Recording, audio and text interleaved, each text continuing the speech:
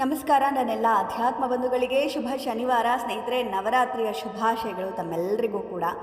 ಸ್ನೇಹಿತರೆ, ಇವತ್ತು ನಾವು ವಿಶೇಷವಾಗಿ ದುರ್ಗಾದೇವಿಯನ್ನು ಚಂದ್ರಘಂಟಾ ದೇವಿಯ ರೂಪದಲ್ಲಿ ಆರಾಧನೆಯನ್ನು ಮಾಡ್ತೀವಿ. ಚಂದ್ರಘಂಟಾ ದೇವಿ ಅಂದರೆ ಈಕೆ ಶುಕ್ರಗ್ರಹದ ಅಧಿಪತ್ಯವನ್ನು ಹೊಂದಿರುವಂಥ ತಾಯಿ. ನಿಮ್ಮೆಲ್ಲರಿಗೂ ಗೊತ್ತಿರೋ ಹಾಗೆ ಶುಕ್ರಗ್ರಹ ಅಂದರೆ ಅದು ಸಿಂಬಲೈಸ್ ಆಗೋದೇ ನಮಗೆ ಆಸ್ತಿ, ಐಶ್ವರ್ಯ, ಹಣಕಾಸು ಮತ್ತು ಸಂತೋಷ, ಸಮೃದ್ಧಿ, ಇದಕ್ಕೆ ನಾವು ಸಿಂಬಲ್ ಅಂತ ಹೇಳ್ತೀವಿ. ವಿಶೇಷವಾಗಿ ನಾವು ಶುಕ್ರಗ್ರಹ ಎಲ್ಲರ ಜಾತಕದಲ್ಲಿ ಚೆನ್ನಾಗಿರಬೇಕು, ಚೆನ್ನಾಗಿದ್ದಾಗ ಅವರು ಐಷಾರಾಮಿ ಜೀವನವನ್ನು ಮಾಡ್ತಾರೆ ಅಂತ ಹೇಳಲಾಗುತ್ತೆ. ಹಾಗಾಗಿ ಈ ದಿನ ಶುಕ್ರಗ್ರಹದ ಅಧಿಪತ್ಯವನ್ನು ಹೊಂದಿರುವಂತಹ ಚಂದ್ರಘಂಟಾ ದೇವಿಯ ಶ್ಲೋಕವನ್ನು ಪಾರಾಯಣ ಮಾಡ್ತಾ ಇದ್ದೇನೆ.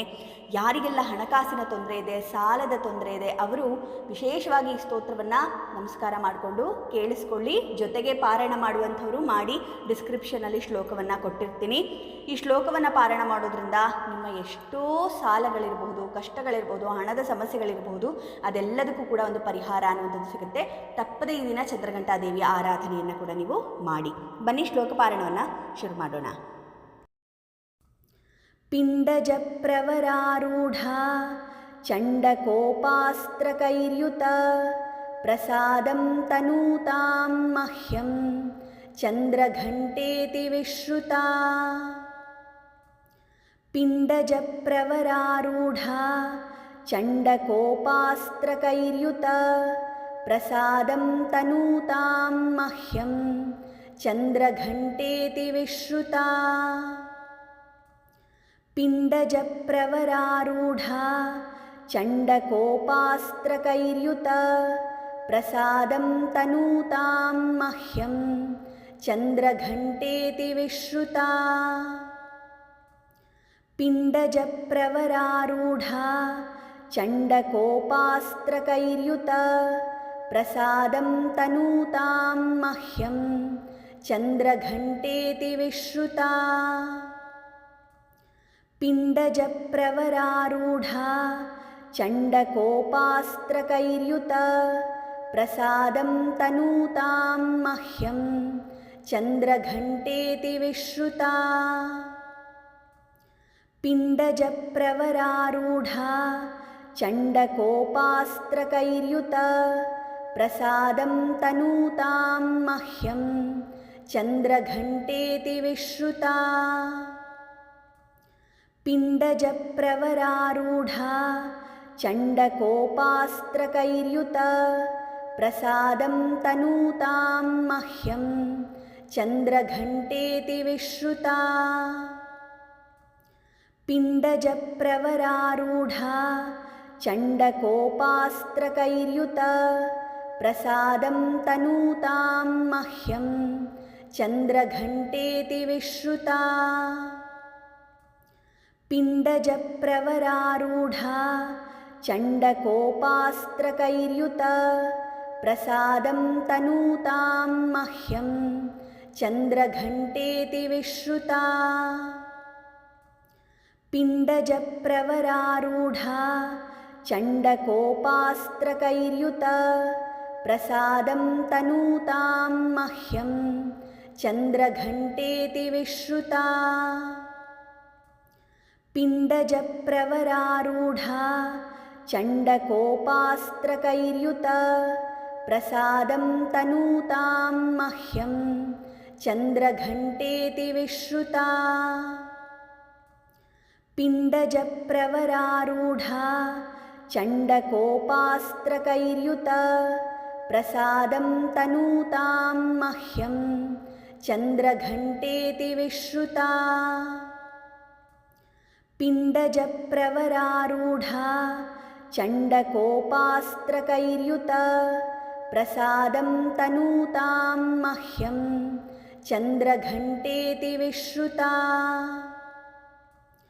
ಪಿಂಡಜ ಪ್ರವರಾರೂಢ ಚಂಡಕೋಪಾಸ್ತ್ರಕೈರ್ಯುತ ಪ್ರಸಾದಂ ತನೂತಾಂ ಮಹ್ಯಂ ಚಂದ್ರಘಂಟೇತಿ ವಿಶ್ರುತಾ.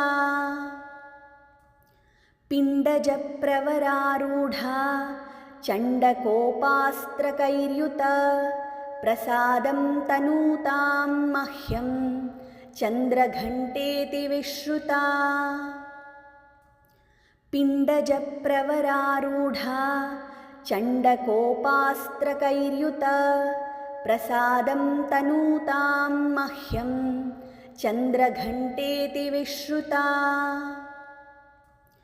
पिण्डजप्रवरारूढा चण्डकोपास्त्रकैर्युता प्रसादं तनूतां मह्यं चन्द्रघण्टेति विश्रुता। पिण्डजप्रवरारूढा चण्डकोपास्त्रकैर्युता प्रसादं तनूतां मह्यं चन्द्रघण्टेति विश्रुता। पिण्डजप्रवरारूढा चण्डकोपास्त्रकैर्युता प्रसादं तनूतां मह्यं चन्द्रघण्टेति विश्रुता। पिण्डजप्रवरारूढा चण्डकोपास्त्रकैर्युता प्रसादं तनूतां मह्यं चन्द्रघण्टेति विश्रुता। पिण्डजप्रवरारूढा चण्डकोपास्त्रकैर्युता प्रसादं तनूतां मह्यं चन्द्रघण्टेति विश्रुता। पिण्डजप्रवरारूढा चण्डकोपास्त्रकैर्युता प्रसादं तनूतां मह्यं चन्द्रघण्टेति विश्रुता। पिण्डजप्रवरारूढा चण्डकोपास्त्रकैर्युता प्रसादं तनूतां मह्यं चन्द्रघण्टेति विश्रुता। पिण्डजप्रवरारूढा चण्डकोपास्त्रकैर्युता प्रसादं तनूतां मह्यं चन्द्रघण्टेति विश्रुता। पिण्डजप्रवरारूढा चण्डकोपास्त्रकैर्युता प्रसादं तनूतां मह्यं चन्द्रघण्टेति विश्रुता।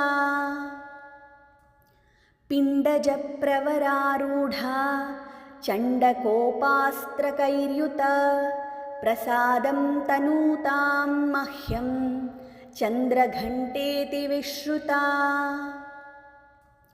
पिण्डजप्रवरारूढा चण्डकोपास्त्रकैर्युता प्रसादं तनूतां मह्यं चन्द्रघण्टेति विश्रुता।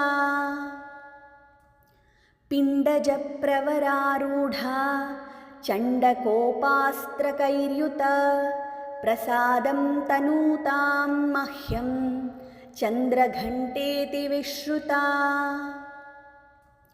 पिण्डजप्रवरारूढा चण्डकोपास्त्रकैर्युता प्रसादं तनूतां मह्यं चन्द्रघण्टेति विश्रुता। पिण्डजप्रवरारूढा चण्डकोपास्त्रकैर्युता प्रसादं तनूतां मह्यं चन्द्रघण्टेति विश्रुता। पिण्डजप्रवरारूढा चण्डकोपास्त्रकैर्युता प्रसादं तनूतां मह्यं चन्द्रघण्टेति विश्रुता। पिण्डजप्रवरारूढा चण्डकोपास्त्रकैर्युता प्रसादं तनूतां मह्यं चन्द्रघण्टेति विश्रुता। पिण्डजप्रवरारूढा चण्डकोपास्त्रकैर्युता प्रसादं तनूतां मह्यं चन्द्रघण्टेति विश्रुता। पिण्डजप्रवरारूढा चण्डकोपास्त्रकैर्युता प्रसादं तनूतां मह्यं चन्द्रघण्टेति विश्रुता। पिण्डजप्रवरारूढा चण्डकोपास्त्रकैर्युता प्रसादं तनूतां मह्यं चन्द्रघण्टेति विश्रुता। पिण्डजप्रवरारूढा चण्डकोपास्त्रकैर्युता प्रसादं तनूतां मह्यं चन्द्रघण्टेति विश्रुता। पिण्डजप्रवरारूढा चण्डकोपास्त्रकैर्युता प्रसादं तनूतां मह्यं चन्द्रघण्टेति विश्रुता। पिण्डजप्रवरारूढा चण्डकोपास्त्रकैर्युता प्रसादं तनूतां मह्यं चन्द्रघण्टेति विश्रुता। पिण्डजप्रवरारूढा चण्डकोपास्त्रकैर्युता प्रसादं तनूतां मह्यं चन्द्रघण्टेति विश्रुता। पिण्डजप्रवरारूढा चण्डकोपास्त्रकैर्युता प्रसादं तनूतां मह्यं चन्द्रघण्टेति विश्रुता। पिण्डजप्रवरारूढा चण्डकोपास्त्रकैर्युता प्रसादं तनूतां मह्यं चन्द्रघण्टेति विश्रुता। पिण्डजप्रवरारूढा चण्डकोपास्त्रकैर्युता प्रसादं तनूतां मह्यं चन्द्रघण्टेति विश्रुता। पिण्डजप्रवरारूढा चण्डकोपास्त्रकैर्युता प्रसादं तनूतां मह्यं चन्द्रघण्टेति विश्रुता। पिण्डजप्रवरारूढा चण्डकोपास्त्रकैर्युता प्रसादं तनूतां मह्यं चन्द्रघण्टेति विश्रुता। पिण्डजप्रवरारूढा चण्डकोपास्त्रकैर्युता प्रसादं तनूतां मह्यं चन्द्रघण्टेति विश्रुता। पिण्डजप्रवरारूढा चण्डकोपास्त्रकैर्युता प्रसादं तनूतां मह्यं चन्द्रघण्टेति विश्रुता। पिण्डजप्रवरारूढा चण्डकोपास्त्रकैर्युता प्रसादं तनूतां मह्यं चन्द्रघण्टेति विश्रुता। पिण्डजप्रवरारूढा चण्डकोपास्त्रकैर्युता प्रसादं तनूतां मह्यं चन्द्रघण्टेति विश्रुता। पिण्डजप्रवरारूढा चण्डकोपास्त्रकैर्युता प्रसादं तनूतां मह्यं चन्द्रघण्टेति विश्रुता। पिण्डजप्रवरारूढा चण्डकोपास्त्रकैर्युता प्रसादं तनूतां मह्यं चन्द्रघण्टेति विश्रुता। पिण्डजप्रवरारूढा चण्डकोपास्त्रकैर्युता प्रसादं तनूतां मह्यं चन्द्रघण्टेति विश्रुता। पिण्डजप्रवरारूढा चण्डकोपास्त्रकैर्युता प्रसादं तनूतां मह्यं चन्द्रघण्टेति विश्रुता। पिण्डजप्रवरारूढा चण्डकोपास्त्रकैर्युता प्रसादं तनूतां मह्यं चन्द्रघण्टेति विश्रुता। पिण्डजप्रवरारूढा चण्डकोपास्त्रकैर्युता प्रसादं तनूतां मह्यं चन्द्रघण्टेति विश्रुता। पिण्डजप्रवरारूढा चण्डकोपास्त्रकैर्युता प्रसादं तनूतां मह्यं चन्द्रघण्टेति विश्रुता। पिण्डजप्रवरारूढा चण्डकोपास्त्रकैर्युत प्रसादं तनूतां मह्यं चन्द्रघण्टेति विश्रुता। पिण्डजप्रवरारूढा चण्डकोपास्त्रकैर्युत प्रसादं तनूतां मह्यं चन्द्रघण्टेति विश्रुता। पिण्डजप्रवरारूढा चण्डकोपास्त्रकैर्युत प्रसादं तनूतां मह्यं चन्द्रघण्टेति विश्रुता। पिण्डजप्रवरारूढा चण्डकोपास्त्रकैर्युत प्रसादं तनूतां मह्यं चन्द्रघण्टेति विश्रुता। पिण्डजप्रवरारूढा चण्डकोपास्त्रकैर्युत प्रसादं तनूतां मह्यं चन्द्रघण्टेति विश्रुता। पिण्डजप्रवरारूढा चण्डकोपास्त्रकैर्युत प्रसादं तनूतां मह्यं चन्द्रघण्टेति विश्रुता। पिण्डजप्रवरारूढा चण्डकोपास्त्रकैर्युत प्रसादं तनूतां मह्यं चन्द्रघण्टेति विश्रुता। पिण्डजप्रवरारूढा चण्डकोपास्त्रकैर्युत प्रसादं तनूतां मह्यं चन्द्रघण्टेति विश्रुता। पिण्डजप्रवरारूढा चण्डकोपास्त्रकैर्युत प्रसादं तनूतां मह्यं चन्द्रघण्टेति विश्रुता। पिण्डजप्रवरारूढा चण्डकोपास्त्रकैर्युत प्रसादं तनूतां मह्यं चन्द्रघण्टेति विश्रुता। पिण्डजप्रवरारूढा चण्डकोपास्त्रकैर्युत प्रसादं तनूतां मह्यं चन्द्रघण्टेति विश्रुता। पिण्डजप्रवरारूढा चण्डकोपास्त्रकैर्युत प्रसादं तनूतां मह्यं चन्द्रघण्टेति विश्रुता।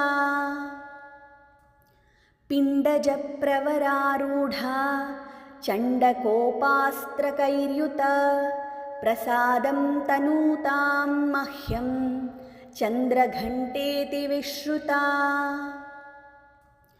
पिण्डजप्रवरारूढा चण्डकोपास्त्रकैर्युत प्रसादं तनूतां मह्यं चन्द्रघण्टेति विश्रुता।